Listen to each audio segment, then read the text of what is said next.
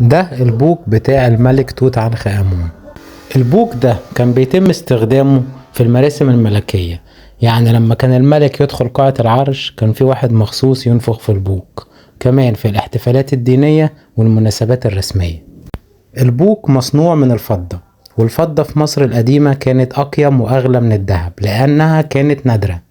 في الستينات قامت هيئة الإذاعة البريطانية BBC بعمل تجربة على البوق ده، جابت واحد متخصص ونفخت في البوق عشان تطلع صوته الأصلي اللي قعد مكتوم آلاف السنين.